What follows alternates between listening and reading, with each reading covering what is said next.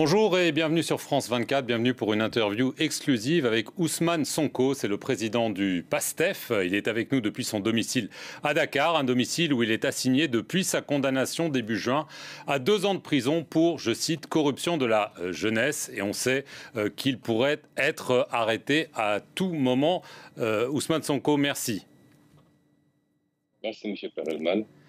Dans son discours à la Nation, prononcé ce lundi, le président Macky Sall a renoncé à se présenter à un nouveau mandat. Est-ce que vous saluez cette décision? Je voudrais d'abord faire une précision à l'entame de mon propos, puisque certains de vos collègues, notamment du monde diplomatique, ont prétendu que je serais assigné à résidence. Je ne suis pas assigné à résidence, je suis arbitrairement détenu. Il n'y a ni décision de justice, ni décision administrative qui m'impose de rester chez moi. C'est une détention arbitraire en violation de tous mes droits. Ceci dit, je voudrais faire remarquer qu'il y a une situation atypique qui concerne l'Afrique de manière générale et le Sénégal pour cette fois-ci, où le monde entier, en tout cas beaucoup de gens ont félicité le président sortant pour avoir respecté simplement la constitution de ce pays, de son pays. C'est triste pour l'Afrique, et certains ont même parlé de l'exception sénégalaise, là où la Mauritanie, le Cap-Vert, le Ghana, le Niger, le Nigeria récemment, et beaucoup d'autres pays africains ont tendance à donner l'exemple avec des alternances démocratiques où les présidents sortants ne se représentent pas et respectent la Constitution. Il n'y a aucune exception sénégalaise en réalité. Et je crois que désormais, lorsque le président Macron aura terminé ses 2 mandats et s'en ira, il faudrait que l'ONU, tous les pays lui adressent des félicitations pour ne pas avoir brigué un 3e mandat. Ceci dit, je comprendrais cette attitude s'il s'agit simplement d'un encouragement pour lui demander de mieux faire et de continuer sur cette lancée pour apaiser définitivement ce pays. Autrement, on serait dans une infantilisation de l'Afrique qui serait encore ce mineur non émancipé où tout ce qui est ordinaire et normal dans les autres pays et les autres démocraties serait exceptionnel pour l'Afrique. Ensuite, nous considérons qu'il n'y a rien à féliciter ou à remercier. Il n'y a rien d'exceptionnel, puisque le retard observé à faire cette annonce a occasionné énormément de dégâts pour le Sénégal. Si le président de la République avait, dès le début, clairement signifié, comme il l'a dit quand il nous présentait son référendum en 2016, comme il l'a dit dans son livre, et comme il l'avait dit dans beaucoup de vidéos lorsqu'il voulait briguer un second mandat, que c'était son dernier mandat et qu'il n'avait pas le droit de briguer un autre mandat, on n'en serait pas là où on en est de 2021 à maintenant avec son lot de morts, d'emprisonnement, de dégâts matériels. Les conséquences ont été immenses et énormes parce qu'en réalité, le président Macky Sall n'a pas abdiqué parce qu'il serait un démocrate. Il a abdiqué parce qu'il y a eu la pression de son peuple d'abord. Que les complots qu'il a ourdis contre ma personne ont échoué parce que le peuple sénégalais s'est dressé pour dire non. Mais il a reculé parce qu'il y a eu la pression internationale également.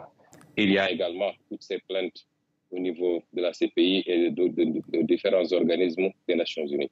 Il n'a pas reculé, il a toujours eu cette intention de briguer une 3e candidature. Il l'a toujours eu jusqu'à la dernière minute. Ousmane Sonko, quand même, vous l'avez traité de dictateur. Un dictateur, par définition, ça ne décide pas de quitter le pouvoir. Alors certes, vous dites que c'est tard, mais mieux vaut tard que jamais quand même. Je dis qu'un dictateur peut quitter le pouvoir de plusieurs manières possibles. Quand je parle de dictature, c'est par rapport aux actes qui ont été posés et qui continuent à être posés. Tenez-vous bien, hier, quelques personnes se sont mobilisées à la porte du palais de la République de manière spontanée, sans aucune autorisation, prétendument pour féliciter et remercier le président de la République. Au même moment, 17 personnes étaient placées sous mandat de dépôt parce qu'ils s'étaient déplacés vers ma résidence pour s'enquérir de ma situation et dénoncer l'illégalité qui frappe ma détention arbitraire. Et tous les jours, nous vivons cela. Quand un président de la République recrute des milices privées et leur permet d'ouvrir le feu sur des manifestants désarmés, comment on peut appeler ça, monsieur Perelman? Quand un président de la République instrumentalise la justice pour s'attaquer à son opposition, à la presse, aux lanceurs d'alerte, à tous ceux qui ont une opinion dissidente et emprisonnés à tour de bras. Aujourd'hui, on a presque 700 prisonniers politiques dans les geôles de Macky Sall. Comment vous voulez qu'on l'appelle?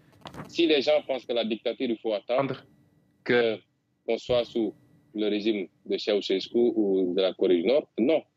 Pour un pays comme le Sénégal, qui a connu la démocratie, qui a grandi dans la démocratie et de la liberté, ce qui s'est passé ces 10 dernières années est scandaleux et catastrophique.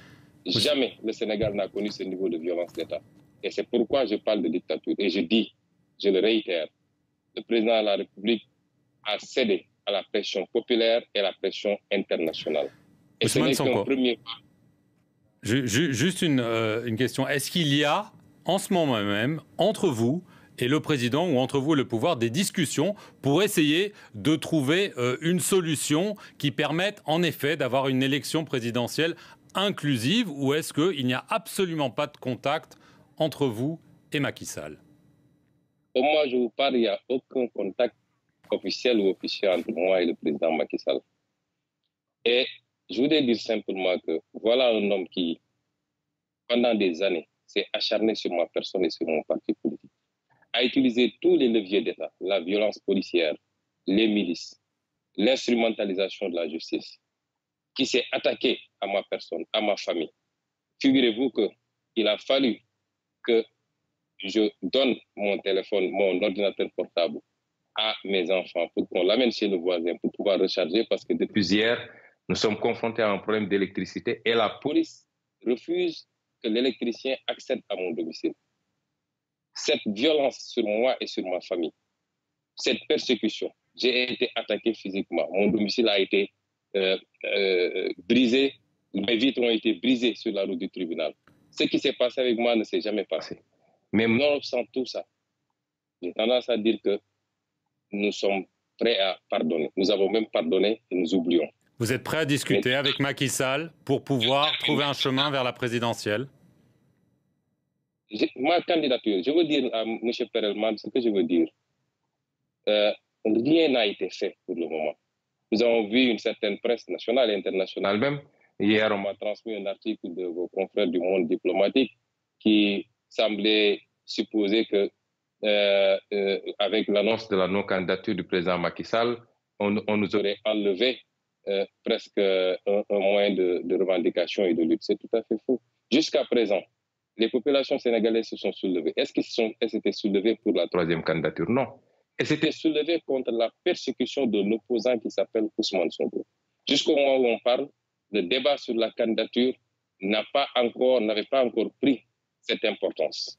Et je voudrais dire également que si vous voyez qu'après l'annonce de cette non-candidature, qu'est-ce que vous avez constaté au Sénégal? Est-ce que vous avez vu des scènes de liesse, de contestation? Non. Ça laisse presque indifférent les Sénégalais. On peut rester là-bas et faire ces analyses. Ce que les Sénégalais exigent aujourd'hui, c'est des élections libres, transparentes, inclusives, et que les Sénégalais puissent librement choisir leur président. Ce n'est pas à Macky Sall de choisir le prochain président. Je ne suis même pas sûr qu'il puisse choisir un candidat consensuel dans son propre camp. Et ce n'est pas à lui, quelle que soit la nature des relations qu'il a avec Ousmane Sonko. Je n'ai jamais éprouvé de haine vis-à-vis de cet homme. Est-ce que vous lui tendez la main? Est-ce que vous lui dites, écoutez, vous avez fait un geste sous la pression de la rue, d'après votre interprétation, maintenant, asseyons-nous autour d'une table et parlons pour, en effet, apaiser la situation? Monsieur Perelman, nous sommes des patriotes, nous aimons ce pays et nous n'avons rien d'autre que ce pays. Et tout ce qui peut apaiser ce pays, nous sommes prêts à faire les sacrifices. Mais nous ne serons jamais dans certaines logiques, puisque le président Macky Sall pense que pour pouvoir discuter avec quelqu'un, il faut d'abord le soumettre par des décisions de justice télécommandées, par la violence policière. Nous sommes des hommes, des êtres dignes et fiers. On ne discute pas le couteau à la gorge. Tout ce qui peut apaiser ce pays, et il y va de son intérêt d'abord. Je dis, si le président Macky Sall pense qu'il peut utiliser les 7 prochains mois, les 7 mois qui restent de son mandat, pour continuer à essayer de persécuter le président Ousmane Sonko, il se trompe. Nous résisterons, comme nous l'avons toujours fait. Et c'est pourquoi Je dis qu'aujourd'hui, l'annonce de sa non-candidature n'a absolument rien réglé dans ce pays. Ce que les Sénégalais veulent et ce que la communauté internationale veut. Parce que j'ai lu beaucoup de communiqués. Hier, je lisais le communiqué de l'Union européenne qui a terminé par exiger des élections inclusives, transparentes pour permettre au peuple sénégalais de choisir. Nous n'avons pas, nous, à négocier cela. Le président Macky Sall a dit à certains qu'il empêchera, vaille que vaille, ma candidature. Parce que c'est lui la République, c'est lui la justice, c'est lui le Conseil constitutionnel, c'est à lui de dire qui va être candidat et qui ne va pas l'être. Et je peux vous assurer qu'il n'y aura pas d'élection dans ce pays. Ou alors ce sera dans un chaos indescriptible si par des combines judiciaires, le président Macky Sall voulait empêcher ma candidature. Rapidement, Ousmane. Nous lui souhaitons de terminer ce mandat en beauté et de pouvoir partir dans la sérénité, lui et sa famille. C'est tout le mal que nous lui souhaitons. Il faut qu'il comprenne que ça ne peut pas continuer comme ça et qu'il n'a pas hérité ce Sénégal de ses parents. Il ne l'a pas acheté au marché. Le Sénégal appartient à 17 millions de Sénégalais et la majorité de ces Sénégalais veulent de la candidature du président Ousmane Sonko. Et ma conviction, c'est que si on va aux élections, le jour de l'élection, 1 heure de temps après la clôture, la fermeture des bureaux de vote, je serai déclaré vainqueur au premier tour.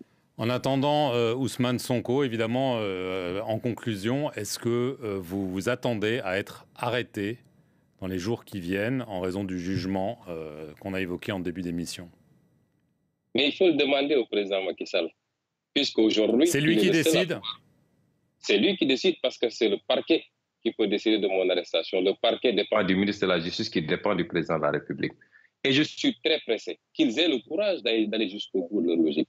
Parce que j'ai entendu d'ailleurs dans certaines conclusions hâtives, les gens décréter mon inéligibilité. Je suis encore totalement éligible. Ousmane Sonko, merci beaucoup d'avoir répondu en exclusivité aux questions de France 24 depuis votre domicile à Dakar. Merci à vous d'avoir suivi cet entretien sur nos antennes.